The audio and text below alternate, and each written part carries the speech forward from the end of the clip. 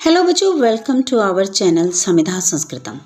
आज हम रुचिरा प्रथमो भाग है जो कि कक्षा छठी की संस्कृत की पाठ्य पुस्तक है, उसका सप्तम अध्याय बकस्य प्रतिकार है पढ़ेंगे। प्रस्तुत पाठ अव्यय शब्दों पर आधारित है। अव्यय शब्दों से तो आप भली भांति परिचित हैं। अव्यय वे शब्द होते हैं जिनमें लिंग, वचन, विभक्ति के अनुसार कोई परिवर्तन नहीं होता है।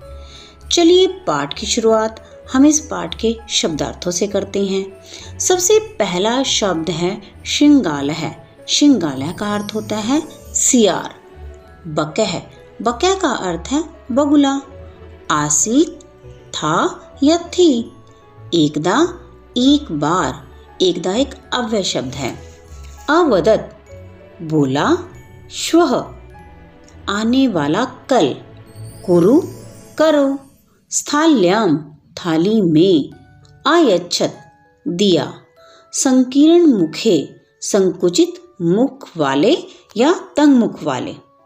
सह एव, सह प्लस एव यहाँ पर वृद्धि संधि हुई है जिसका अर्थ है साथ ही। चंचुः, चोंच। स्थालितः, थाली से। अपश्यत, देखता था, देखती थी। अभक्ष्यत, खाया या खाई। चिंतित्वा, सोचकर। प्रतिकारम, बदला। सद्व्यवहर्तव्यम, अच्छा व्यवहार करना चाहिए। सुखेषणा, सुख चाहने वाले के द्वारा। तो बच्चों ये तो थे इस पाठ के शब्दार्थ। चलिए अब शब्दार्थों के बाद हम इस पाठ का हिंदी अनुवाद प्रारंभ करते हैं। एकस्मिन् वने श्रृंगालः बकः च निवसत स्मः। एक वन में श्रृंगाल और एक बगुला रहते थे। एकस्मिन् का अर्थ है एक, वने वन में, श्रृंगाल है सियार, बकः बगुला, च का अर्थ है और, निवसत समय का अर्थ है रहते थे। च एक अव्यय पद है।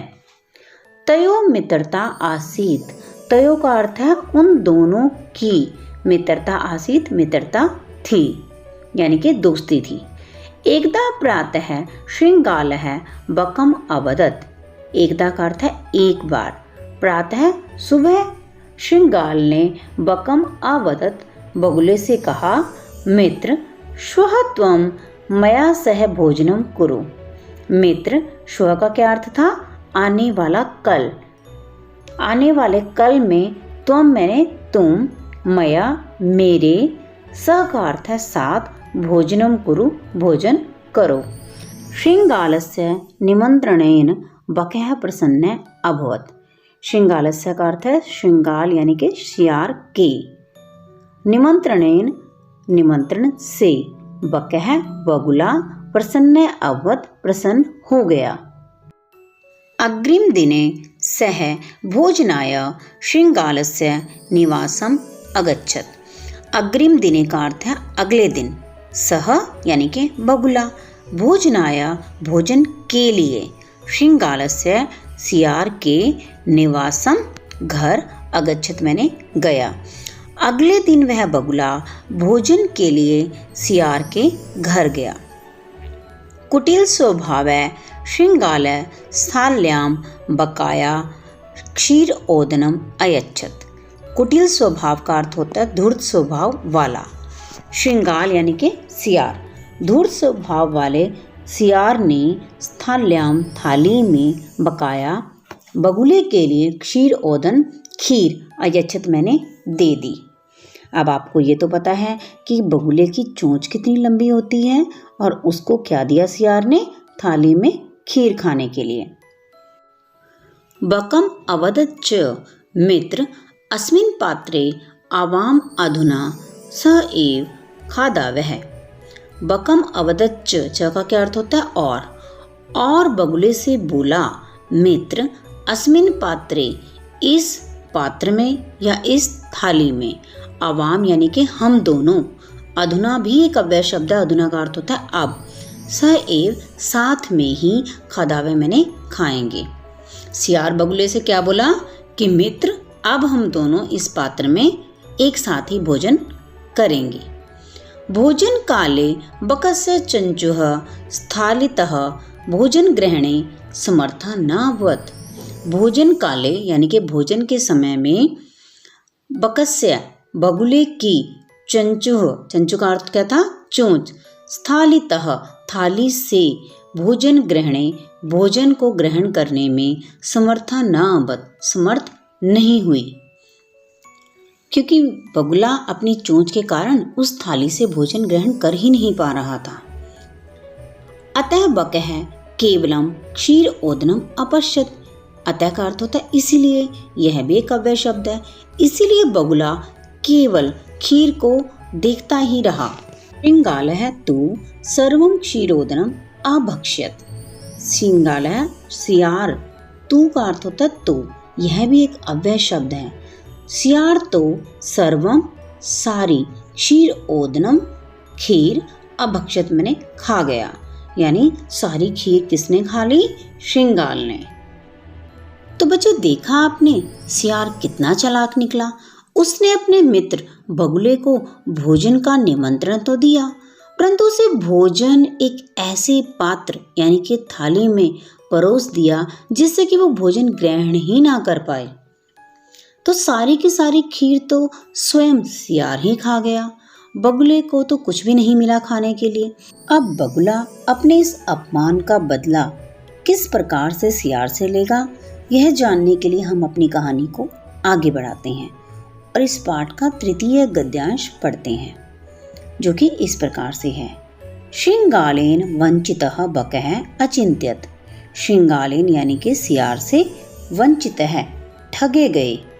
बगुले ने, अचिंत्यत का अर्थ है सोचा, यथा अनेन मया सह व्यवहार कृतः। यथा का अर्थ होता है जैसा, अनेन इसने, किसने? सियार ने, मया सह, सह के साथ हमेशा कौन सी विभक्ति आती है? तृतीय। मया यानी कि मेरे साथ व्यवहार किया है, तथा अहम अपि तेन सह व्यवहरिष्यामि, वैसा ही व्यवहार मैं भी इसके साथ करूंगा। यहाँ पर बच्चों यथा भी एक अव्यय शब्द है और तथा भी एक अव्यय शब्द है और आपका अपि भी एक अव्यय शब्द है। एवं चिंतित्वा स श्रृंगालम अवदत्। एवं यानी कि इस प्रकार से, चिंतित्वा सोच करके, सह कौन है? बगुला, श्रृंगालम सियार से, अवदत् मैंने बोला। एवं भी एक अव्यय शब्द है। मित्र त्वम अपि श्वः सायां मया सह भोजनम करिष्यसि। मित्र तुम भी, श्वः यानी कि आने वाला कल, तुम भी कल शाम को मेरे साथ भोजन करो। अपि, श्वः, सायं ये तीनों ही अव्यय पद हैं। बकस्य निमंत्रणेन श्रृंगालः प्रसन्न अभवत्। बगुले के निमंत्रण से सियार प्रसन्न हो गया। यदा श्रृंगालः सायां बकस्य निवासं भोजनाय अगच्छत्। यदा का अर्थ होता है जब, और ये भी एक अव्यय पद है। जब सियार शाम के समय बगुले के घर भोजन के लिए पहुंचा, तदा बकः संकीर्ण मुखे कलशे क्षीर ओदनम अयच्छत्। तदा का अर्थ होता तब, ये भी एक अव्यय शब्द है। तब बगुले ने सियार को एक तंग मुख वाले, संकीर्ण मुख का क्या अर्थ है? तंग मुख वाले कलशे यानी कि कलश में या घड़े में, क्षीर ओदनम अयच्छत्, खीर खाने के लिए दी। श्रृंगालम च अवदत्, और श्रृंगाल से बोला, सियार से बोला, मित्र आवाम अस्मिन् पात्रे स एव भोजनम कुर्वः। मित्र हम दोनों इसी पात्र में यानी कि इसी बर्तन में साथ में भोजन करेंगे। बकः कलशात् चंचवा क्षीर ओदनम अखादत्। बगुला कलश से चोंच के द्वारा खीर खा रहा था, परंतु श्रृंगालस्य मुखम कलशे न प्रविशत्। परंतु श्रृंगाल का तो मुख ही कलश के अंदर प्रवेश नहीं कर पा रहा था। अतः बकः सर्वम क्षीर ओदनम अखादत्। अतः यानी कि इसलिए बगुले ने ही सारी खीर खाली।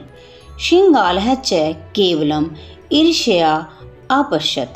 बगुला केवल ईर्ष्या भाव से ही देखता रह गया। श्रृंगालः बकं प्रति यादृशं व्यवहारम् अकरोत्। बकः अपि श्रृंगालं प्रति तादृशं व्यवहारं कृत्वा प्रतीकारम् अकरोत्। श्रृंगाल ने बगुले के प्रति, यादृशम का अर्थ होता है जैसा, व्यवहार किया था, बगुले ने भी सियार के प्रति, तादृशम का अर्थ है वैसा ही व्यवहार करके, कृत्वा का अर्थ है करके, कत्वा प्रत्यय इसमें, प्रतीकारम अकरोत् बदला ले लिया। उक्तम अपि कहा भी गया है, आत्म दुर्व्यवहारस्य फलम भवति दुःखदम। अपने द्वारा, यानी कि आत्म का अर्थ होता है अपने द्वारा किए गए बुरे व्यवहार का फलम, यानी कि फल, भवति दुःखदम, दुखदायक होता है। तस्माद् इसलिए सद्व्यवहर्तव्यम मानवेन, इसलिए मानव को हमेशा अच्छा व्यवहार करना चाहिए। सुखेषणा, जो सुख चाहता है, अर्थात जो व्यक्ति अपने लिए सुख चाहता है उसे दूसरों के साथ भी अच्छा व्यवहार करना चाहिए। तो बच्चों ये तो था बकस्य प्रतिकार है, यानी कि बगुले का प्रतिकार, इस पाठ का हिंदी अनुवाद। चलिए अब हिंदी अनुवाद के बाद अब हम इस पाठ का अभ्यास करते हैं। सबसे पहला प्रश्न है उच्चारणम कुरुत, उच्चारण करें। चलिए आप मेरे साथ साथ इन शब्दों के उच्चारण का अभ्यास करें। यत्र, तत्र, कुत्र, अत्र, अन्यत्र, यदा, तदा, एकदा, च, अपि, अद्य, श्वः, ह्यः, प्रातः, अहर्निशम्, अधुना, एव, कुतः, सायं। तो बच्चों ये था आपका पहला प्रश्न। ये सभी के सभी पद अव्यय पद थे। चलिए बढ़ते हैं हम अपने दूसरे प्रश्न की ओर, जो कि इस प्रकार से है। मंजुषातः उचित अव्यय पदम चित्वा ऋक् स्थानम पूर्यत। मंजुषा से उचित अव्यय पदों को चुन करके ऋक् स्थानों को पूरा कीजिए। अव्यय पद है अद्य, अद्य का अर्थ होता है आज, अपि, भी, प्रातः, सुबह, कदा, कब, सर्वदा, हमेशा, अधुना, अब। सबसे पहला वाक्य है भ्रमणम स्वास्थ्याय भवति। इस सेंटेंस में क्या आएगा? प्रातः, प्रातः काल भ्रमण के लिए अच्छा होता है, स्वास्थ्य के लिए लाभदायक होता है। डैश सत्यम वद, क्या आएगा? सर्वदा, हमेशा सच बोलें। त्वम डैश मातुल गृहम गमिष्यसि, तुम मामा के घर जाओगे, तो यहाँ क्या आएगा? कदा, तुम मामा के घर कब जाओगे। दिनेश विद्यालयम गच्छति, अहम डैश तेन सह गच्छामि, दिनेश विद्यालय जा रहा है। अहम अपि, यहाँ क्या आएगा? अपि, मैं भी, तेन सह गच्छामि, मैं भी उसके साथ जाऊंगा। डैश विज्ञानस्य युगे अस्ति, तो क्या आएगा बच्चों? अधुना, अधुना का मतलब होता है अब विज्ञान का युग है। डैश रविवासरः अस्ति, यहाँ क्या आएगा? अद्य, अद्य यानी कि आज रविवार है। चलिए बढ़ते हैं अब अभ्यास के तृतीय प्रश्न की ओर, जो कि इस प्रकार से है। अधोलिखितानां प्रश्नानां उत्तरं लिखत। निम्नलिखित प्रश्नों के उत्तर लिखिए। सबसे पहला प्रश्न है श्रृंगारस्य मित्रम कः आसीत्, सियार का मित्र कौन था? तो बच्चों कौन था सियार का मित्र? बकः। दूसरा प्रश्न है स्थालितः कः भोजनम न अखादत, थाली से किसने भोजन नहीं खाया? कौन नहीं खा पाया था थाली से भोजन? बकः है। इसका आंसर भी क्या है? बकः है। बकः श्रृंगाल आया भोजने किम अयच्छत, बगुले ने श्रृंगाल यानी कि सियार के लिए भोजन में क्या दिया? उसे क्या खाने को दिया? तो क्या दिया था बच्चों? क्षीर ओदनम। श्रृंगालस्य स्वभावः कीदृशः भवति, सियार का स्वभाव कैसा था? कैसा था? कुटिलः। चलिए प्रश्न 4 करते हैं। पाठात् पदानि चित्वा अधोलिखितानां विलोम पदानि लिखत। पाठ से विलोम पदों को चुनकर निम्नलिखित के विलोम पद लिखिए। विलोम पद आपको अपने पाठ से ही चुनने हैं। शत्रु का विलोम क्या होता है? मित्रम। सुखदम का विलोम क्या होता है? दुखदम। लेकिन पाठ में से ही चुनना है हमें। शत्रुता मित्रता, अप्रसन्नः प्रसन्नः, दुर्व्यवहारः सद्व्यवहारः, सायं प्रातः, असमर्थः समर्थः। प्रश्न 5। मंजुषातः समुचित पदानि चित्वा कथां पुर्यत। मंजुषा से समुचित पदों को चुनकर कथा को पूरा कीजिए। अब मंजुषा के शब्द देख लेते हैं। सबसे पहले कौन कौन से हैं? मनोरथै, पिपासितः, उपायं, स्वल्पं, पाषाणस्य, कार्याणि, उपरि, सन्तुष्टः, पातुम्, इतस्ततः, कुत्रापि। पहला वाक्य है एकदा एकः काकः आसीत्। तो यहाँ पर बच्चों क्या आएगा? पिपासितः। पिपासिता का अर्थ होता प्यासा। एक बार एक प्यासा कौवा था। सह जलम पातुम डैश अभ्रमत। वह जल पीने के लिए इतस्ततः इधर उधर, अभ्रमत घूम रहा था। परम डैश जलम न प्राप्नोत। परंतु कुत्रापि कहीं पर भी जलम न प्राप्नोत, उसे जल नहीं मिला। अन्ते सह एकम घटम अपश्यत। अंत में उसने एक घड़ा देखा। घटे डैश जलम आसीत। क्या आएगा? स्वल्पम। घड़े में बहुत थोड़ा जल था। अतः स जलम डैश असमर्थः अभवत। इसलिए वह जल को, पातुम का अर्थ होता है पीने में, असमर्थ था। स एकम डैश अचिंत्यत। तो यहाँ क्या आएगा? उपायम। उसने एक उपाय सोचा। स डैश खंडानी घटे अक्षिपत। उसने पाषाण खंड से यानी कि पत्थर के टुकड़ों को घड़े में डाला। एवं क्रमेण घटस्य जलम डैश अगच्छत। इस प्रकार करने से घड़े का जल क्या होगा? यहाँ पर क्या वर्ड आएगा? ऊपरी। ऊपरी अगच्छत, ऊपर आ गया। काकः जलम पीत्वा डैश अभवत।